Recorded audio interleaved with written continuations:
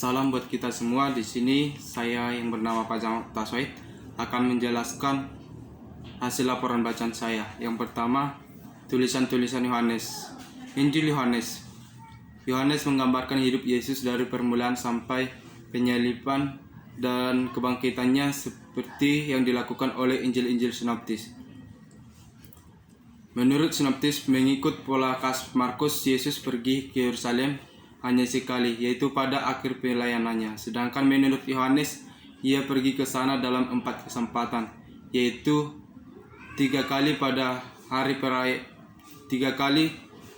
perayaan Hari Paskah dan 1 kali pada sebuah pesta. Sumber-sumber titik tolak. Dari pengamatan yang lebih cermat, dapat ditemukan berbagai sumber yang memberikan bukti adanya tindakan penyunting oleh pengarang. Namun yang tampak mencolok ialah mukjizat-mukjizat yang lain ditemukan dalam Yohanes dan tidak ada dalam sinoptis. Muncul sebelum mukjizat terhadap orang lumpuh, penyembuhan seorang lelaki buta yang sejak lahir, dan kebangkitan Lazarus. Dibandingkan dengan mukjizat yang dicatat oleh sinoptis, semuanya dikisahkan secara meluas. Suntingan gereja. Dalam gaya pasal 21, banyak yang sama dengan gaya pasal 1-20.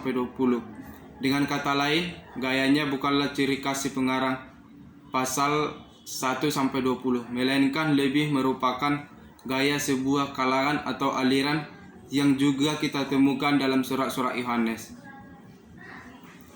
Masalah pengarang. Tradisi gereja mula-mula memperlihatkan minat yang besar terhadap pernyataan-pernyataan ini.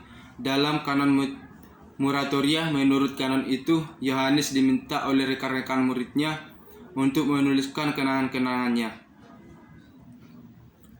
Satu-satunya titik tolak ialah bahwa pengarang menganggap dirinya sendiri sebagai seorang murid Yesus yang Yesus kasihi dan yang melalui pergeseran perspektif memiliki tempat khusus di dalam karya itu sendiri. Karya ini ditulis di timur menjelang akhir abad pertengahan. Dua surat Yohanes yang pertama. Bentuk sastranya dalam surat 1 Yohanes tidak dapat kita sebut sebagai sebuah surat karena ia tidak memiliki semua rincian yang konkret yang akan membenarkan penyebutan ini. Bentuk sastranya tidak mudah untuk ditentukan karena dokumen ini merupakan sebuah dokumen yang bentuknya tidak memiliki kesejajaran di tempat manapun. Keadaan para pembaca. Pengarang hanya bisa membayangkan kepada para pembacanya yang terancam oleh ajaran sesat yang pengikutnya adalah bukan Yahudi atau non-Yahudi, melainkan yang mengaku sebagai orang Kristen.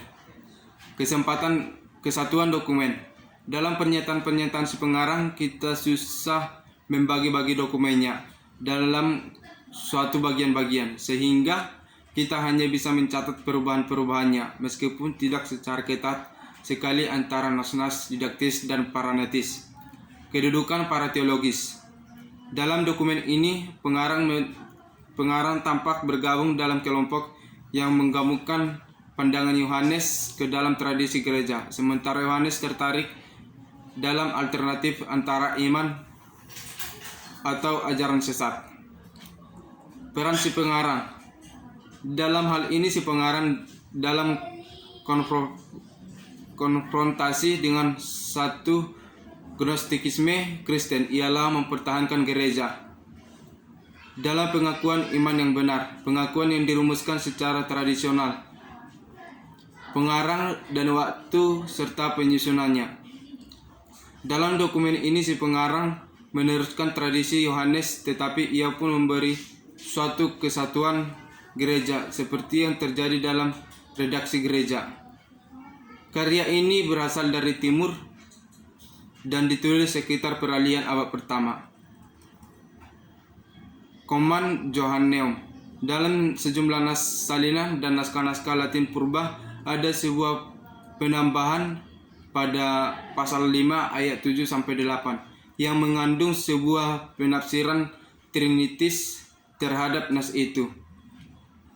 Ketiga, surat Yohanes yang kedua dan ketiga, bentuk sastra dan isi. Dalam surat Yohanes yang kedua dan ketiga ini tak ada keraguan bahwa naskah ini adalah surat dan tidak ada alasan untuk menganggapnya suatu rekan atau fiksi. Dalam pembukaan kedua surat ini ada seorang presbiteros atau seorang penatua sebagai pengirim. Dan dalam penutup kedua surat ini mengandung salam yang didahului oleh suatu ungkapan yang berbunyi seperti sebuah rumusan baku. Keadaannya dalam surat 2 Yohanes menunjukkan keprihatinan dengan masalah dogmatis, sedangkan dalam surat 3 Yohanes tentang tata gereja atau kedisiplinan. 3. Pengarang dan waktu tempat. Kedua surat ini ditulis di timur sekitar peralihan abad pertama. Dalam surat 1 Yohanes ia menggunakan bentuk sastra yang berlainan dan tidak sungguh-sungguh mempengaruhi argumen tentang identitasnya. Sedangkan dalam surat yang kedua dan ketiga ia menuliskan surat-surat yang sebenarnya. Demikian yang bisa saya jelaskan tentang hasil laporan bacaan saya. Terima kasih.